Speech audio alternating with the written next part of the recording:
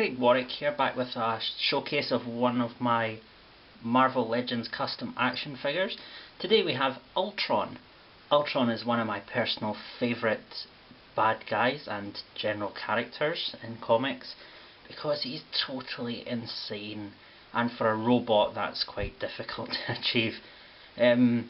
Ultron is one of those, I think all sort of science fiction media have a killer robot at some point, but Ultron, I think, is, I could be wrong here, but he's quite unique in that he is really quite passionate about what he does. He shouts and he gets angry, and he's just batshit insane. So he has his reasons for doing what he's doing, which is to kill all kinds of organic life, although recently he sort of changed that tune as he became aware that organic life is not really much different from mechanical life, and he almost destroyed the Kree Empire using their genetic material to make the perfect life form, which turned out to be Adam Warlock. Who would have thought that one? Anyway, okay, so here we have Ultron. I've wanted, and I think a lot of people have wanted, a Marvel Legend figure of Ultron that was more traditional than the one we got in the Legendary Riders series. So this is what I've come up with. It isn't any particular version of Ultron. It's not Ultron 5, and it's not Ultron 16, and it's not Ultron, it's not Grey Ultron. It's not run about with your boobs out looking like the Wasp Ultron. So yeah, it's kind of an amalgamation of all of those things and trying to remain sort of true to the general design of Ultron over the years. So I'll just talk you through him. So the base body here we have is a Marvel, not Marvel Legends, a Spider-Man Classics Scorpion. I like that body. It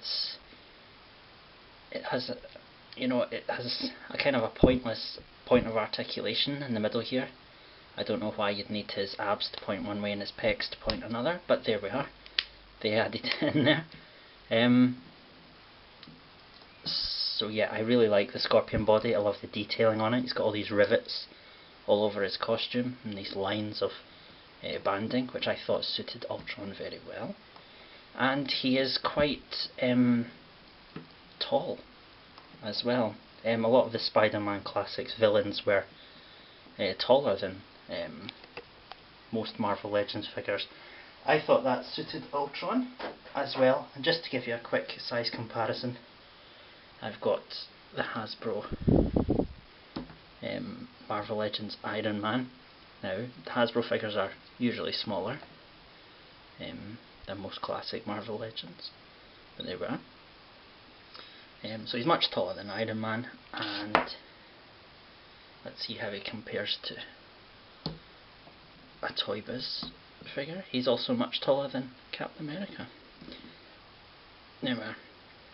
So I decided on making him a bit taller because I just wanted an Ultron that would look very imposing.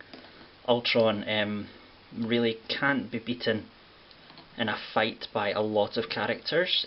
He's usually made of indestructible adamantium, so Wolverine really wouldn't stand much of a chance, I would think. And the Hulk could bash away, but not much chance of doing damage. I think Thor did manage to shatter him using all his power, and with Ultron's shielding being messed up by T'Challa and all that sort of stuff. Anyway, he's I wanted him to look physically imposing, and to be able to stand next to the Hulk or something and not look like he's going to just get the shit kicked out.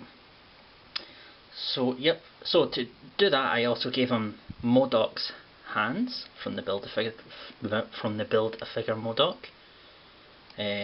I thought these were nice and big robotic hands, and quite I also like the finger articulation individual finger articulation is just one of my favourite things. I always like if a guy can point, especially a bad guy, it's very important, and make a fist with the other hand. So you can, why you? That's not an Ultron impression, but I don't know what he would sound like. So what else can I say? I've got some Doctor Doom knee pads on him here, and his head is, what did I make that from again? From a Street Fighter Adden figure. I bought a lot of Adden figures because I was making my Carnage Cletus Cassidy head, so I got a lot of normal, well, non-grinning Adden heads lying around, and I just decided to use that. Mainly because the Scorpion figure, he had a you know, just a swivel point, and I wanted a ball joint, so using Adden fitted in there. Added on some extra bits, like this is from a DCU-C Orion figure, and these are from Astonishing Wolverine, I think. And what we got sculpted on him, got the bands on his arms, above his glove parts and above his boots, and his belt as well. And just see the back of him, not much of interest around there. So yeah, his head is completely sculpted, just using the core joint for the ball to slot into there. What else have we got? Oh yeah, something that I don't know if you can see, but I really wanted to capture was that, oh, so you can see my finger moving behind there. You can see all the way through his jaw. I hollowed that out and it's still strong. Yeah, just because I like how you can, that sort of jack-o'-lantern effect that Ultron has. What else we got? His trademark inverted antenna are there as well, and they're bendable. They're actually made from a couple of Ultimate Wolverine's claws, because let's face it, no one has any use for that figure.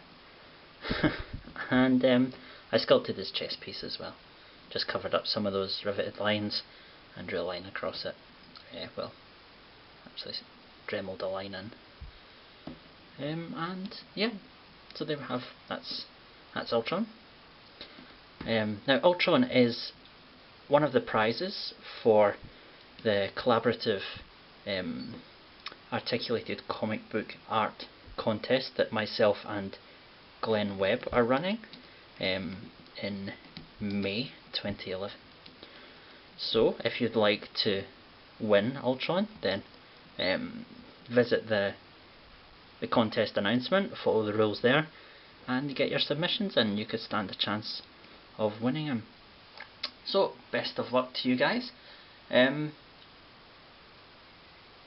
Thanks for watching. Sorry, I paused there for a long time. I couldn't think of anything else to say. Thanks for watching. All the best.